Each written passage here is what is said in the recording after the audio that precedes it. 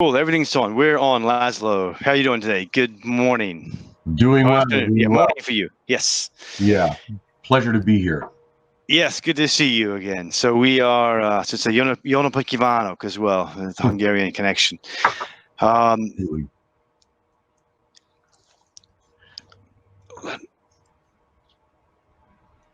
So Laszlo, we have a 15-minute, we call it showcase, technology showcase, and ActiveGraf is the first one doing that.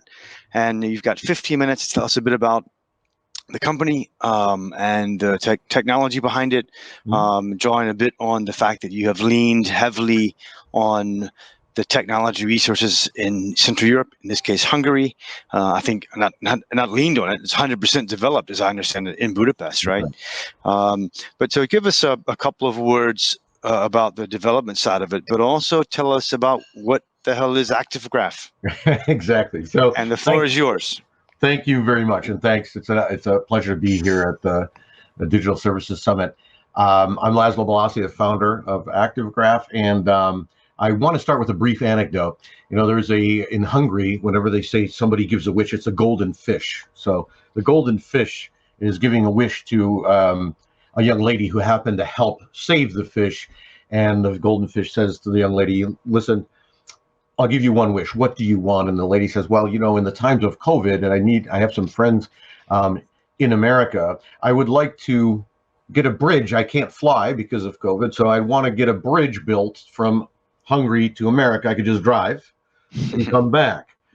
And the fish is like, "I mean, are you kidding? Like, that's a huge. I mean, I give you one wish. This is the wish." She's like, "Yeah, that'd be great." She says, "Well, you don't just pick another wish. That's a really difficult one, right?" And the lady says, "Okay, well, how could I develop high quality software? My wish is I want to develop high quality software at a competitive rate." To which the fish says, "Do you want the bridge 2 lanes or 4?" So the thing is, it's a very big challenge to get high quality software done at a competitive rate and good cost, but that's exactly what Central Europe does.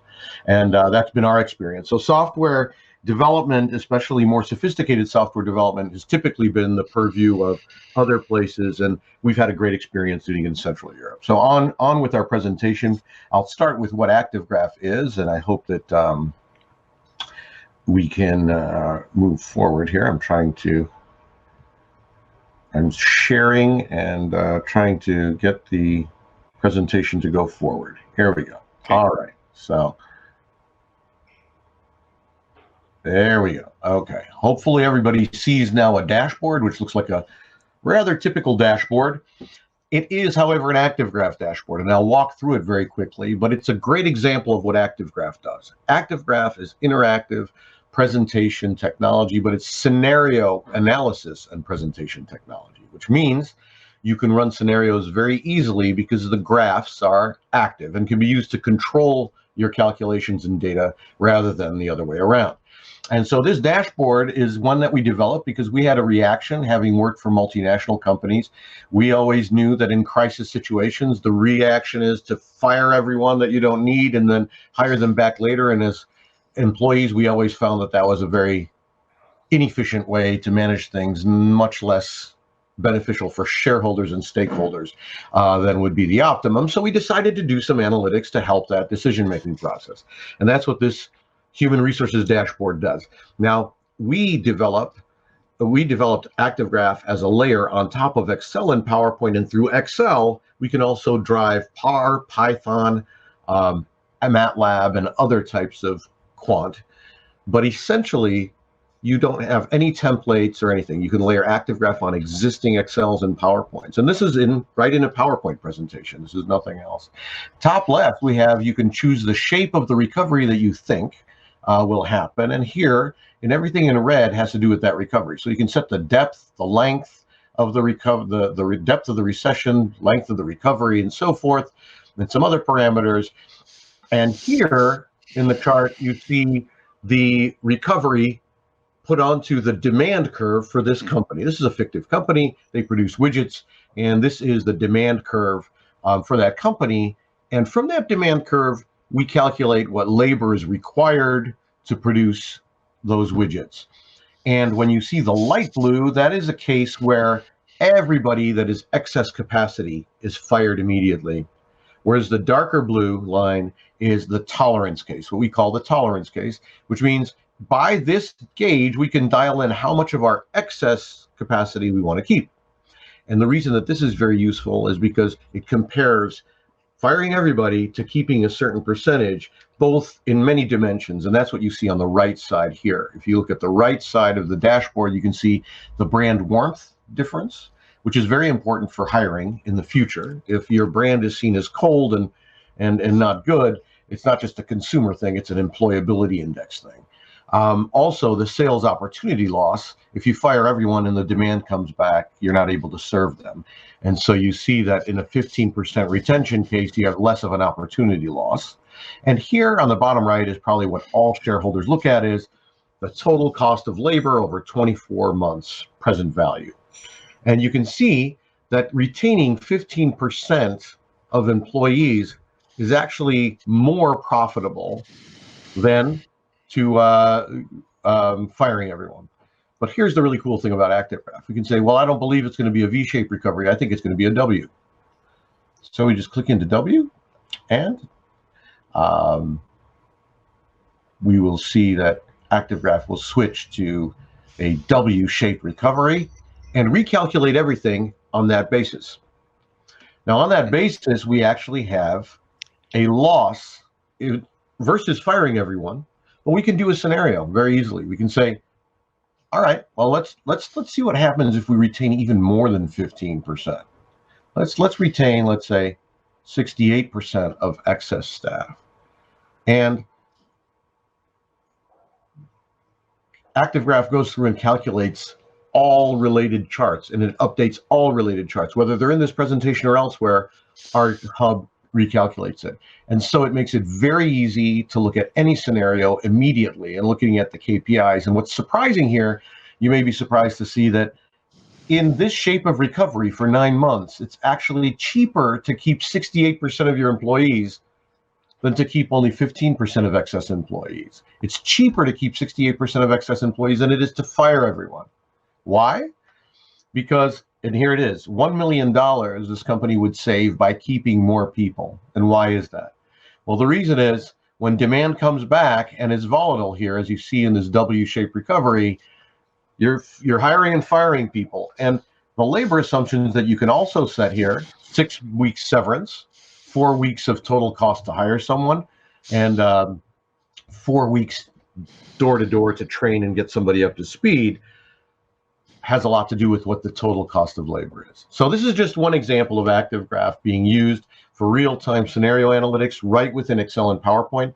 And it's a rather complex data hub, and I'll show you just very quickly what you just saw. So this is a dashboard, an active dashboard, and what we've developed in Central Europe. And let me just move forward and tell you a little bit about what you just saw, which is our patent pending data hub at work. And let me just go to the next page. So ActiveGraf isn't a visualization tool. It's actually a data hub that takes data sources, calculation engines, and presentation tools, are visualizations really. And those three are constantly synchronized bi-directionally. And so what that means is any calculation change updates the data in the visualization. Any change to the visualization changes the data source and then reiterates the calculation and updates all the other graphs that are attached to it. And so it's a very unique combination of things that we find very useful and is finding increasing popularity with consulting firms and banks, financial institutions, as well as C-suite decision makers and their strategy folks.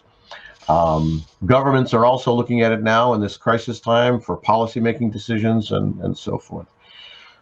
I don't have much more to say other than to wrap up and bring it back to Central Europe, Tom. I think the development dynamics and the strengths of digital services in Central Europe is key. We couldn't have done what we did with ActiveGraf without the bench strength of what we did, what we got from Central Europe development.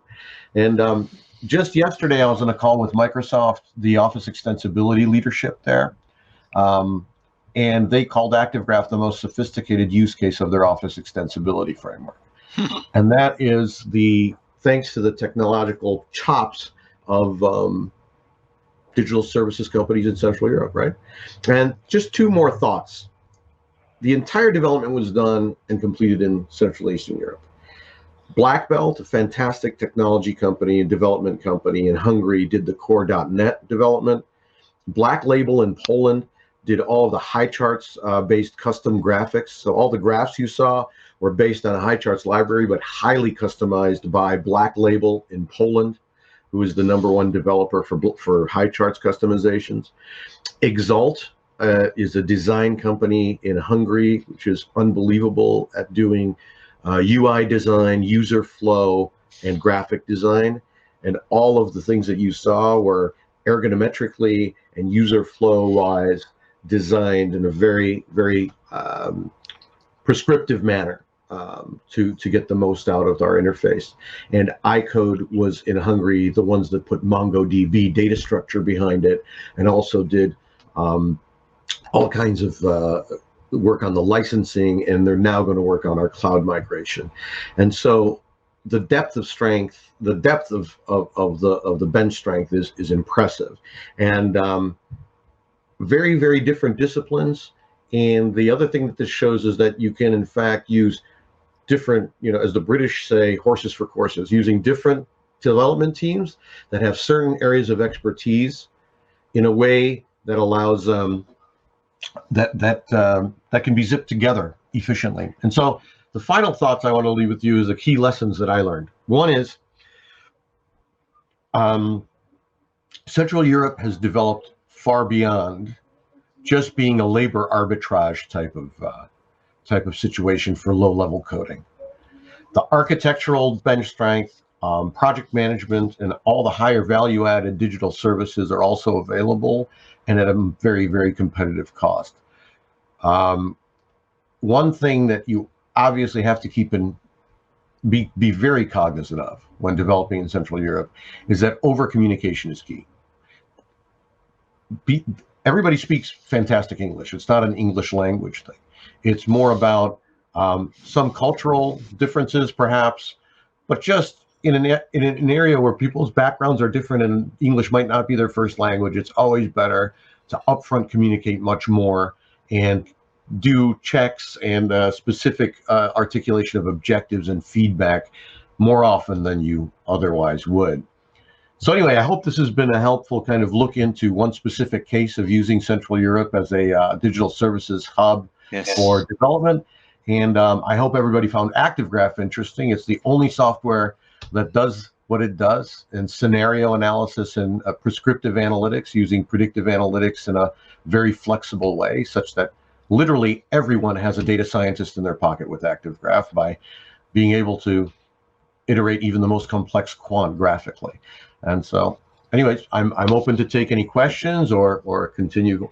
Yeah, well, so I understand then your business model is essentially developing, you're doing your development work in Central Europe and Hungary, and essentially your markets are, I suppose, US, Western Europe, et cetera, yes? That's primarily. Yep. And tell us again, who are the primary clients or prospects for this software? You mentioned banking. Tell us a bit more about that. So we have three pillars of our target market. The first is financial institutions. That's everybody from VCs, hedge funds, to insurance companies, including banks, which is my background. Also, the next pillar are consulting firms of any dimension. We're talking to environmental consultants, to the large big four. I can't mention who our clients are, but the bigger consulting firms are also there. And clearly they show a lot of presentations and a lot of forecasts. The third pillar are the C-suite and the strategy folks, that's strategy, BI, FP&A folks that support C-suite decision making. Those are also part of our core target market. And in that target market, the leadership target market, we've now, because of the importance of government and the importance of foundations, frankly, and charities, they're moving much more towards a data-driven approach to policy making in government, and a lot more government role now with COVID and with all of the stuff going on with the recession. So we've expanded that practice to include people that have policy decision-making responsibility, as well as people who want to help the welfare of others and using data-driven techniques and prescriptive analysis to do so. So these are our main target markets. And essentially, Tom, I would say ActiveGraf is useful for anybody who is doing an effectiveness measurement, a value proposition articulation, or a forecast. And, if you can change a forecast that easily and do infinite scenarios and observe immediately the impact on your KPIs, that increases the breadth of understanding and depth of understanding to enhance decision-making, speed and quality as well. And that's really where we are. Great. Well, let's stay on time, Laszlo. Thanks a lot. It was very, very interesting. Good luck with it. And thanks for giving us insight into what you're doing. And as we say, applications developed in Central Europe and being, in this case, sold and commercialized mostly in US and Western Europe. So thanks again. Let's check back in with you one of our next quarterly events, and enjoy the rest of the day and stay with us. There may also be some guys who have ask you for meetings, as well as other people in the daytime there. I'm going to go check that out now. So if anybody asks for a meeting, I'm just going to go now to see those. Okay, super. And then otherwise, we got also the networking as well. Thank you, Laszlo. Great event. Thanks for the opportunity. Over now. Thank you. Great. Bye.